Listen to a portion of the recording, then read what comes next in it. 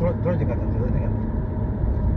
बस। शादी माली हालत से माड़ी है तो सारी रात दीवाना जलाया कर बत्ती चिराग।